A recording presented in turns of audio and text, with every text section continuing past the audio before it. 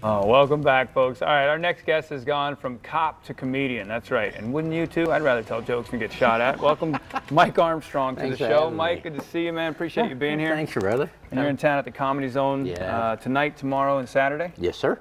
And you got 4 shows: 7:30, 7:30. 7:30, 9:30. All right, you got one late one. There you go. Yeah. And you're off for Sunday, so you can watch the football. I don't watch football. All right, all right. I'm one of those. All right. Sorry. All right. So you've been telling jokes for what, 15 plus years? Yeah. But before that. I was actually a cop. Yeah. And Where at? In Louisville, Kentucky. All right.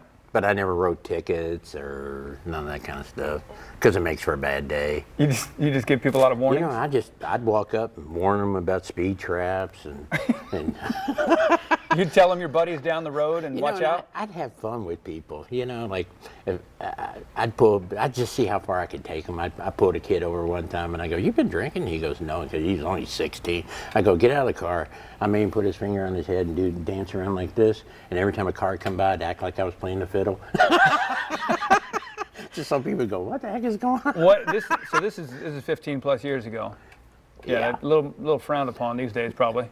You know what? And that's what's wrong. You can't have any fun Right. anywhere. Taking all the fun out of everything. You know, people just don't know how to have fun. But yeah, I can see why you got into comedy, because it's a little more fun to tell jokes to people. You know, I was just in Vegas, and I'm on the elevator, I'm goofing, and a woman just barely glanced at me, and I went, "And sleep." She freaked out. I'm like, She thought you were a hypnotist? She thought I was a hypnotist working in Vegas. She's going, "No, no." Trying to fight it? Yeah. What? We've had Rich Guzzi, who's a comedian / hypnotist, on, so she probably thought you were coming from his show. When people come out to hear you, you're clean comic, I'm a right? PG comic, yeah. PG comic. I don't cuss or talk about sex or none of that kind of stuff. I do family stuff, and I talk about the police department. I got 5 kids, and if you can't get an hour's worth of material out of 5 kids, then you're 5 kids and a career in law enforcement. Yeah. I think you got plenty. And an ex-wife. Hell yeah! There you go. More material on top of more material. Do you tell funny stories, like you said, about the pulling people over? But are there any that like you haven't told on stage that are just the most memorable? Yeah, actually. Are they clean? Can we tell them? Oh yeah, I thought of one today because I used to love to mess with rookies. Yeah. And like if I'd let them drive the car the first day, and then I'd like put the top lights on. Because so everybody be pulling over, and they go, "Why does everybody?" I go, "Respect, man." I'd never tell. And then one guy, I really didn't care for him. It was the 3rd day, so I had a friend of mine. We called him Tree because he was like 6'8". Yeah. So I had him dressed like Bigfoot. So I went into a convenience store, and I had my friend Tree walk up to him and go, "Are y'all still looking for me?"